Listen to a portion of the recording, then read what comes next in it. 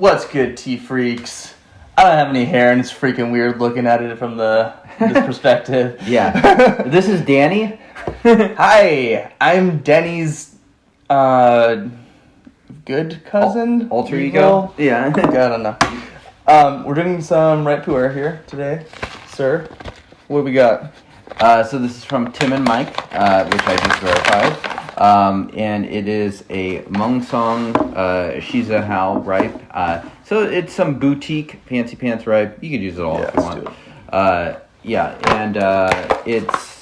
It's a one session worth, so this is not something we have pre-tried. Mm-hmm. But we haven't eaten lunch yet, which we are going to do after this. Right. So we wanted to do something a little lighter on the stomach. Yeah. So ripe is, kind of one of those teas that is lighter on the stomach. Definitely.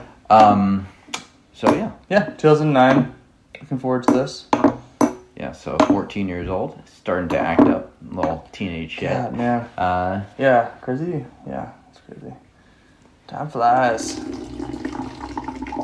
Good color. Definitely some kind of like, a little bit of particulate. Smells maybe older than I would expect. Smells nice. Yep. Let this one. We're gonna do a catch up. So it's gonna go crazy. This one's for you. One thing that's cool about being bald now is temperature regulation dramatically better. Really? Yeah. I don't have all that fuzz keeping me too hot. It's like whatever temperature I want to be, I am. Oh yeah? So you think it would be fine in the winter too? Or you like more of like a seasonal? It's like seasonally bald. Yeah, it's like time to shave the hair and drink some High Mountain. It's summertime. Cheers to that. Cheers out. Fuck.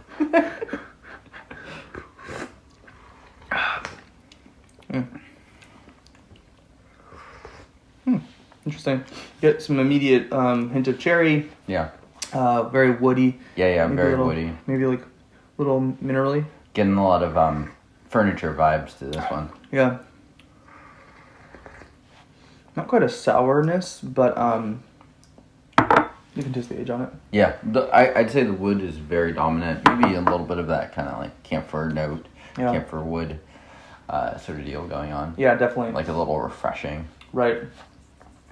Yeah, exactly. A little bit almost greener. The actual color of the leaves in the liqueur is pretty dark. It tastes old to me. Yeah. Doesn't have that vegetable patch thing that some of these can kind of get to eventually. I'd say a bit more of the, like you said, woody notes. Right. Nice residual flavor, especially for the first steeping. Yeah, and you could tell the color, even though this has clearly been, stored for some time. It's not super dark. So, I mean, my guess is that this tea was maybe on the not heavily fermented in to start with. Mm-hmm. And the leaves are not pitch black. No. They are dark. But, yeah. But, I mean, it's a 14-year-old ripe, so you'd expect them to be, of that vein. Right. Cheers. Cheerio. Cheerio.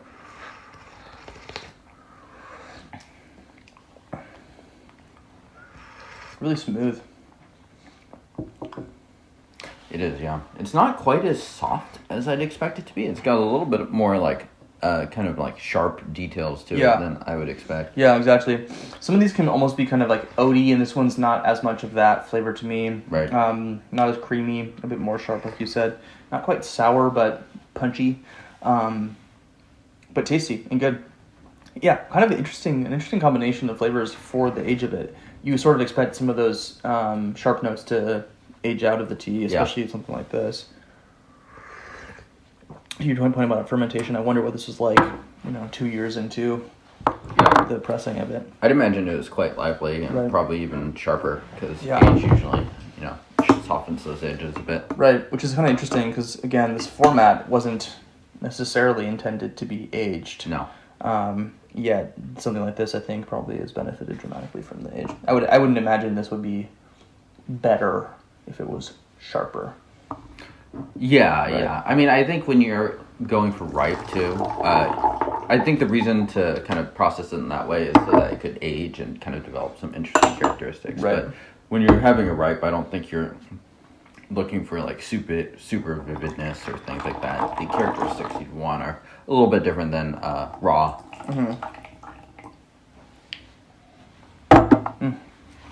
Beautiful. And Denny, what are the teas that would be Denny approved for an empty stomach? Yeah, this. This? Yeah, pretty much. Nothing else? Reliably, no. I'd say maybe the only thing that I would sort of say like kind of blanket category would be, not even like 100%, but just like a really solidly roasted oolong. Okay, yeah. I mean, but those two would probably be like maybe HT. HT in general, definitely. Yeah. But there have had so many raw Pu'erhs on the show that are aged, quote unquote, that still would absolutely obliterate me. We're talking about like 30 years. Yeah, I mean, yeah. But even then, ripe will just be more reliably softer for me. Yeah, it's really kind of hitting its stride now. Yeah, it's great. The texture is lovely. Yeah, kind of is veering into that silky texture, but it's still got like pretty nice body to it and stuff too. Well, this is so interesting because I feel like both, again, to your point, there's kind of these lively, sharper, younger, greener flavors in this tea, but then I'm getting quite a bit of the age from the sort of woodiness of it. Yeah. It's a lovely combination and kind of interesting. A little bit different, I think. Yeah. Not something you're used to. But yeah, I mean, it's a boutique ripe, so yeah, it's probably just going to be a little different kind of as a result of... Yeah, let's hit it with some more water. Denny, to all the moms out there, mom test. Probably not. Okay. Yeah. What do you think? Yeah. I don't know. So, I don't think it's better or worse than your average ripe, personally. Like, as far as mom test goes. Yeah, fair. Yeah, ripe in general is a little bit odd. Yeah. I'd say for the average person who's... I mean, what's like the average flavor of tea people expect? Probably like Earl Grey, right? You know, something like that. English breakfast. So, basically like a black tea. Yeah. Kind of like a really... Yeah, boring black tea. So, this to me, I don't know, it's not very floral. I don't think it has a lot of the similarities that you would get from something like those teas. So, yeah, I don't know. I don't think this would probably, in general, is ripe a good recommendation for a novice tea drinker? Probably not. Yeah. But I wouldn't say, but interestingly enough, if people can like vibe that, whatever starter point they like, green tea or oolong tea or whatever, I feel like it's an easy second recommendation. Yeah, and I think ripe is one of those ones that's like, some people are going to like it and some people aren't. Right. And it's kind of, some of it is a little inherent. Well, I think it could be an acquired for some people. Like what the fermentiness is kind of the thing. It's either the appeal or the thing you don't like about it. So the appeal for some is kind of like the thing you just don't like for others. Right. So, it could be, in that sense, probably not an ideal intro ripe. I would probably go for something a little more typical. Right. But this is a good tea to maybe contrast versus like maybe some of those big factory ripes and totally that kind of thing. Yeah, but I would go, to your point, I would go with the big factory ripe because of the flavors that are unique, right? A lot of those have that kind of oatiness or a vanilla-y flavor or a kind of chocolatiness to it. Those things can be familiar, especially to a coffee drinker. This is a little bit different than that. For sure. So I would hesitate to recommend this one. I think the ripe, it's just such a contrast. It's almost like a Wooey is so dramatically different than like a typical JD Long from Taiwan or something. And so having a contrast like that built into, the third session with someone who's just getting getting into tea, I think would be good. Yeah. This is really tasty. Yeah, I think this is probably the perfect audience for this is people that like to drink ripe regularly and can really appreciate the differences. Because you serve this to someone that doesn't have ripe normally and it's like, oh, it's fine. Yeah. But if you're into that genre of tea, you can definitely, there's pretty obvious differences, I think. Yeah. It really is, the leaves themselves really are quite brown. It smells a lot danker than it actually comes across. And it's interesting that even though it kind of has that like sort of smell to it, more aged taste, that the delicate flavors do come through. Mm-hmm. Yeah, it's interesting. It's almost like they're really just two different, drastically different colors of leaves in here. Could be a blend where some were less fermented and others. Yeah. I mean, it's possible even that like some are like half raw in there. Who knows? It's nice. I like it. It's definitely different.